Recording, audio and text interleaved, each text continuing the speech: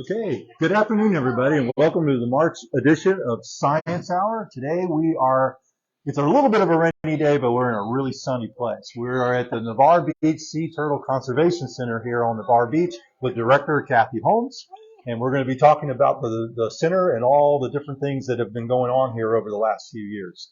So, Kathy, first, thanks for letting us come. Thanks for being here. Yeah, and we'll start with how did it all get started? I mean, what was the first thing? So the center really got started with a group of people that do beach work, so nesting surveys and sea turtle assessments, things like that. And everybody kind of started talking about, wouldn't it be great if we had a conservation center where people could come and learn about these sea turtles that are on our beaches? And it just grew from there with talking to the county, getting a building from the county, and that's how it all came about. And then remodeling, of course, and getting turtles. Yeah, and we're going to be seeing some of these today, too. So as you put the thing together, again, you had sort of a basic mission? Yes. So our mission is giving sea turtles more tomorrows through conservation, education, and research.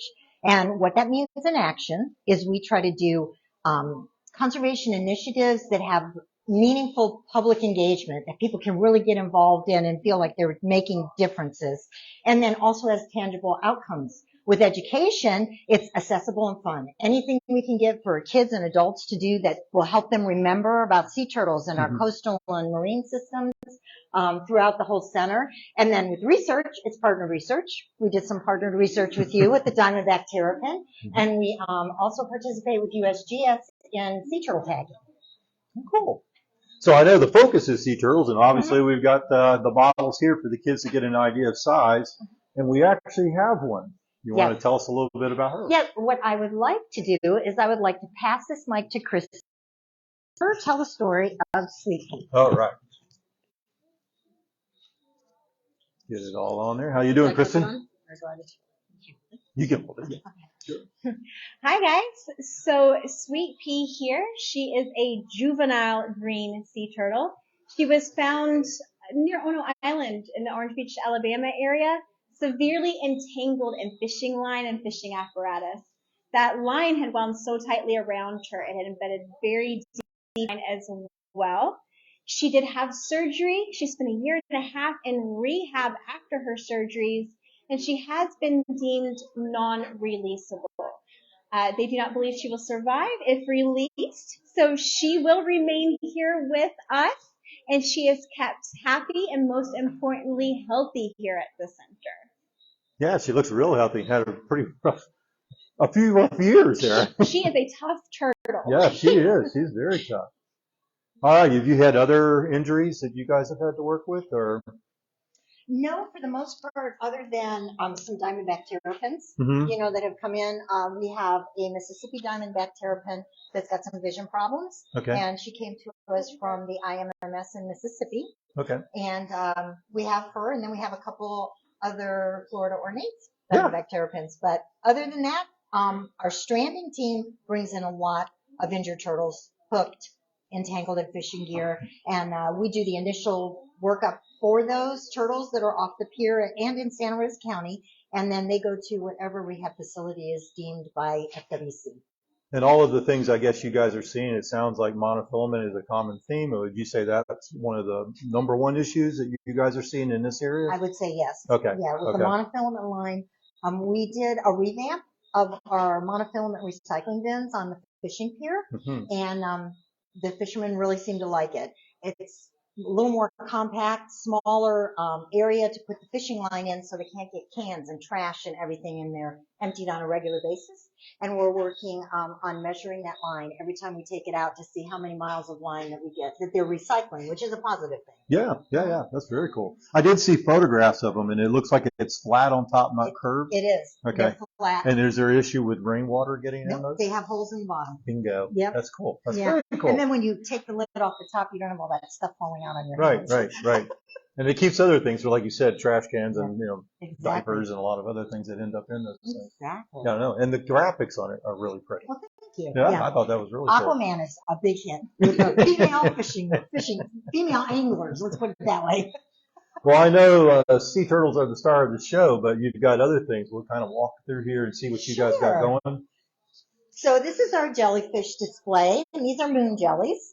And the whole Shauna Litterist Education Center kind of revolves around Northwest Florida. So Northwest Florida has a pretty amazing dynamic ecosystem that's different from the rest, our coastal areas and everything, very different from the rest of the state of Florida. So what people come, when they come here, they learn about our area, and they also understand and learn about what they can do to make changes that can have a global impact. Oh, okay. All right. Want to go see some more. And it's not just sea turtles. It's not just sea turtles. So everything that we have here has to do with rescue. So these are box turtles. And the little one that you're zooming in on right now, she was actually kept in somebody's bathtub for 6 months. And it's got a very deformed shell, can't pull all the way in. So she is like easy prey. And this little guy kept getting picked up by birds and dropped. And he came in with some damage, but he's actually doing pretty well. And they're doing well together. We have hermit crabs that you find all along our beaches on the very bottom there, and they're probably all hiding and you won't see them, but they're throughout that whole bottom system there. Another native. And over here we have our marine debris. It's a killer display, and everything you see here is off of Navarre Beach. The cigarette butts end up going to TerraCycle to be recycled into plastic benches and things like that. We have information on oil spill science, which is another thing that sometimes we have to deal with environmental damage, and people can read up on anything they want to read up on. I'm noticing on your marine debris a real strong connection to drinking. Correct. Bottled water, Yes. straws, a lot of those things. Which I understand people have to stay hydrated on the beach, but. Yeah, they could skip the straw. That would be amazing. Right.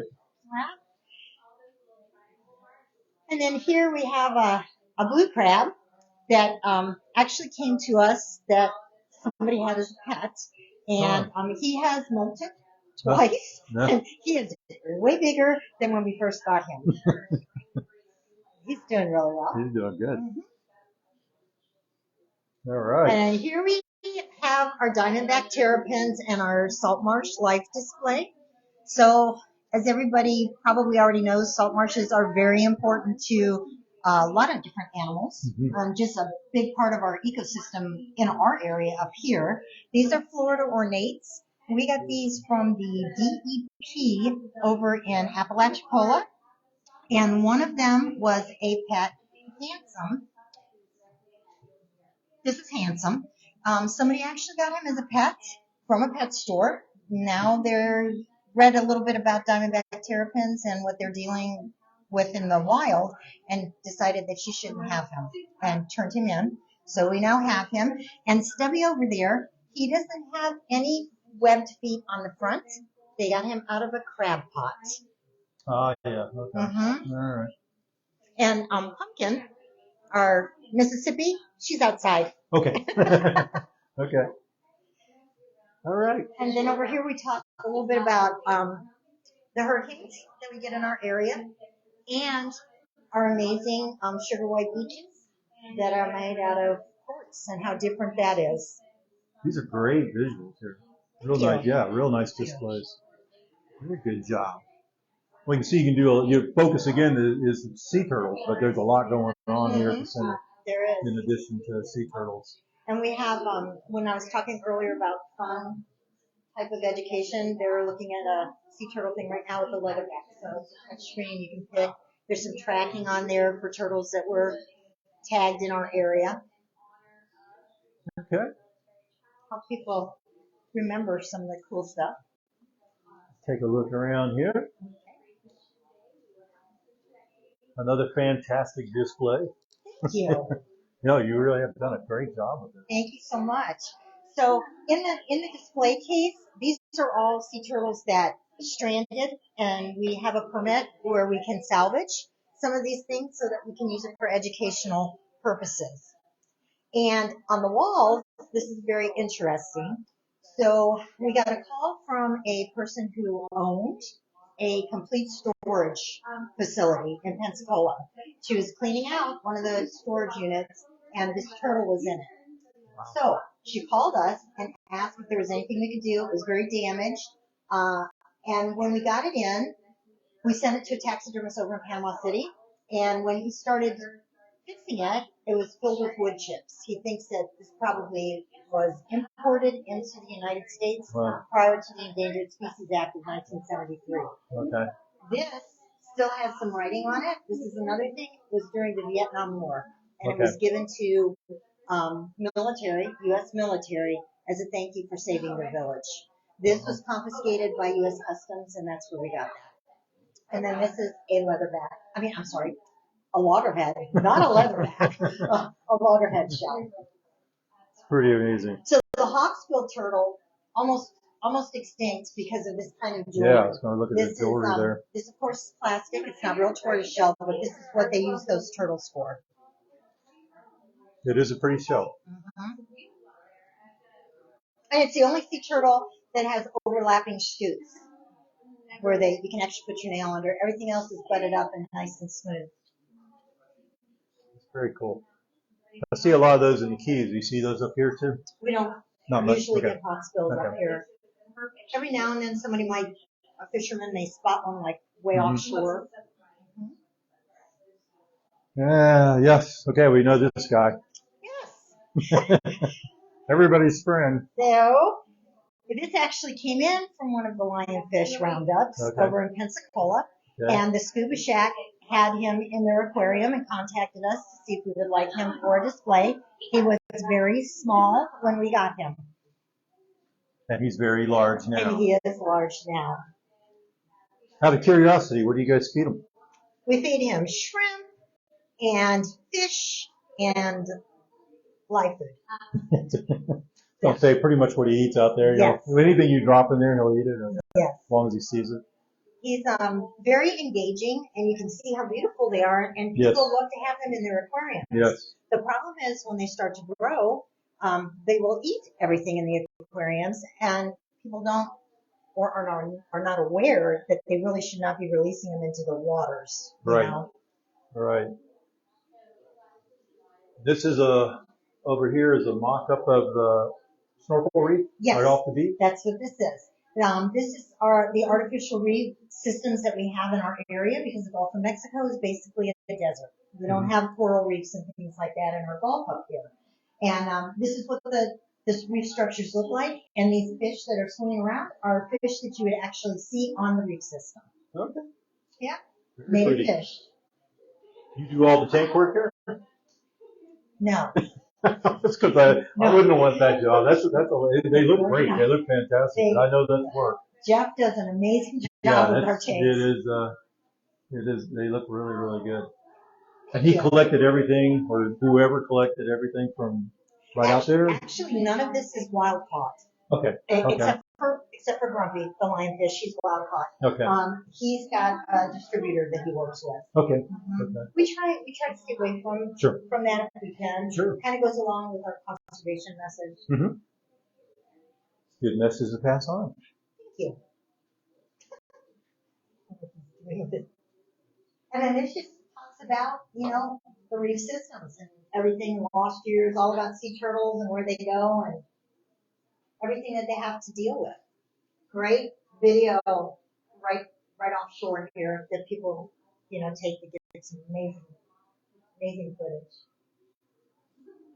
And lots of sea turtles out there. The reefs really do provide. Actually, I go out to that one quite frequently, and there's always one there. Park East, the same thing. I always seem to find one there too. So they like them. They really do. They do. They provide shelter. They provide food. A lot of times, if it doesn't get too cold in the winter, they're here all winter. Yeah. They don't even go out. That's pretty cool. And then on this wall, you have the opportunity, because a lot of people are very interested in sharks. We have them. In fact, there's a lot of them right now off the Navarre Beach fishing pier. And I've partnered with this gentleman right here who's pretty cool for anatomy. Oh, but you can't hear him. The volume has not been turned up. I can tell he's engaging with kids, though. Just the way he's acting. Yeah, he looks really engaging. There you go. Yeah, definitely engaging with kids. Yeah, so it's really nice that we were able to contact him and kind of work with him on this educational component. That's very cool. All right. All right. We'll slide around. And we have another cool thing over here. If we want to look at this, Yep, we do. artificial lighting is a big issue for sea Yeah. turtles and hatchlings during sea turtle season. This is a new display that we just got through the eyes of a sea turtle. And I don't know if you can get this on this video or not, but you want to do that? Yeah. Looking through, Yep. you actually see as we get to the red and the amber lights. They're gone. They're gone. You probably can't pick that up. Yep. But when you're looking through this, you can pick the two on the left up is blue, and the two on the ones on the right are not visible at all. See if you can pick that up. You see those? Can you see the blue? Yep. And then you'll see not at all. Pretty amazing. Bingo. So it does really make a big difference if you're out on the beach at night and you're using flashlights. Do something red. It makes a huge difference for the nesting sea turtles and for any little hatchlings that might be emerging. And all of this video, these are local hatchings and nesting on our beaches up here. Okay. Cool. And this again talks about plastic. Sure. This is the sargassum mats where all these animals go. Mm-hmm. And this is all of this plastic is actually hatchling bites. All those little triangles. Oh, really? Mm-hmm. Okay. Or where they've been in the sargassum or floating and they take bites out of the plastic. Man. Plenty of microplastics in their guts, I'm sure. Yes. Plenty of it. A lot of research going on with that right yes. now. Yeah. Yeah, I know they're finding fish. They're finding just about everything out there now, including humans. Actually. Yes. All right. So over the course of a year,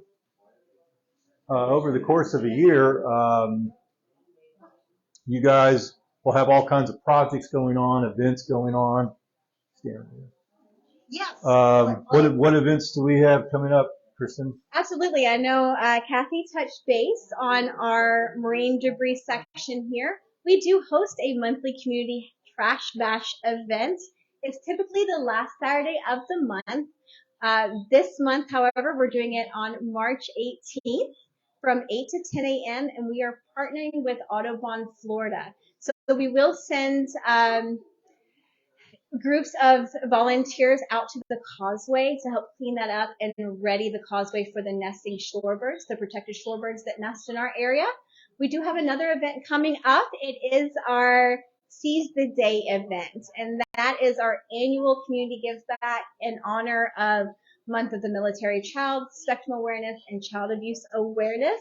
We will have crafts, sensory activities, games, and free admission all day that day. Cool. And you got other things going on later on in the year, in the fall of the season, or anything going? We do in the fall time. In the fall, we do host another event for the community, and that one is called our Extravaganza, our Sea Turtle Extravaganza. We do not have a date on that yet, but keep a lookout on our Facebook page. We post all of our events there. Okay. We'll be sure to tag. Okay. Yeah, definitely. I don't know if anybody's got any questions. If you've seen any questions, okay. But again, even after this is over, please send the questions in. We'll get them to the staff here.